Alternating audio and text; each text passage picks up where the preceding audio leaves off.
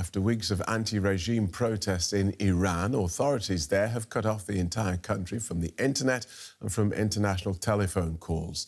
The move follows a nighttime demonstrations called by the country's exiled crown prince, which drew thousands of protesters to streets across the country. Now, human rights activists now fear a further crackdown. Meanwhile, Iranian state media have broken their silence over the demonstrations and described protesters as terrorist agents of the United States and Israel. Well, Sarah Bazubandi is an Iran analyst, a non-resident research fellow at the Institute for Security Policy at Kiel University here in Germany. She joins us from Hamburg. Welcome to DW. Have you heard anything from inside Iran since communication links were cut? Good morning. Thanks for having me. No, unfortunately, the lines are completely cut off. I tried a lot of my contacts, network, family, friends inside Iran through WhatsApp, iMessage. Nobody's reachable. This is something that we expected. People were wondering, when is it going to happen?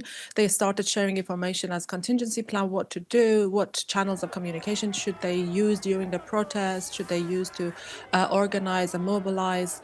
I don't really know what has been happened since, but since last time I heard was last night, and there was a lot of tear gas. I mean, people call it tear gas. We don't know what sort of gas it is. It's some form of chemical agent that they're heavily deploying in the streets across the country. I had several reports from several locations inside Iran that people reported the same thing.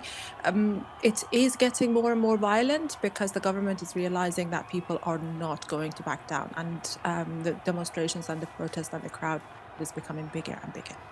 What do we know of what happens during these communication blackouts? Last time they tried it was 2019.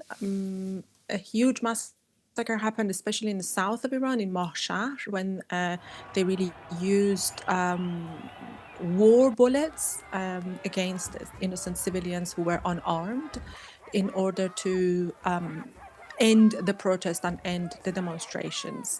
They have done it also on and off during 2022 uprisings, but combined with also a lot of other violent means.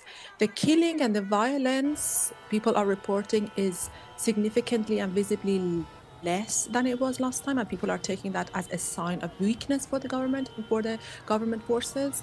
I am not sure if that's the case, or is it simply because they are still holding back due to fear of consequences, especially since the war in June between Iran and Israel.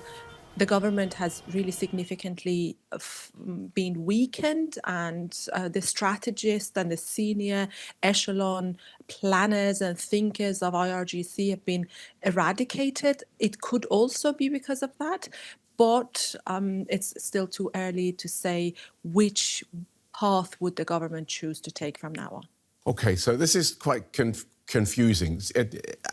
As you see it, the government appears to be weakened because of what has happened in the past, but now they are cracking down. Now they appear to be cracking down behind this communications blackout. So what, if anything, could be done to prevent what we hope will not be a deadly crackdown?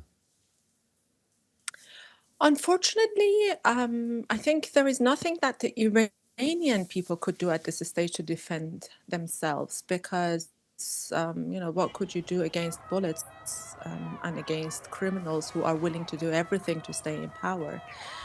I would say that the warnings that the US government, and specifically President Trump and various officials, Senator Lindsey Graham also repeatedly gave these warnings. They have empowered people. They have boosted people's morale. Whether it's going to lead into any form of action, what is the United States planning to do, especially after the arrest of Maduro? The Iranian social media was flooded with memes and jokes that maybe Trump needs the address of Iranian supreme leader's residence. When is this going to happen to Iran? So there have been several signals that the Iranian people interpreted, Iranian protesters interpreted, that there might be some form of foreign support. What that foreign support could look like, I don't know at all. Whether it's going to come, I don't know. Is it good or bad, or which way is it going to lead Iran? I still don't know. But I think there is some degree of expectation, some degree of anticipation inside Iran. That's exactly reminding me of the situation back in June. When the war happened, I was on the phone begging my family and friends to evacuate Tehran because of the warnings of the IDF. And everybody was so content that the IDF is not after the Iranian people. They know exactly who they should go after. They have their addresses. They know how to do it. This is a surgical operation. And I remember back then, I wrote an article and I tried to pitch it to several outlets. Everybody refused that. Nobody was willing to allow me to say this, that the Iranian people are looking outside for help and support. Of course, after Iraq, of course, after Afghanistan, it is very hard to come up with a similar scenario. Right. But the Iranian people are so weakened and so desperate that they welcome any form of support from outside. Thanks for talking us through that, Sarah. Sarah Bazabandi from Keele University.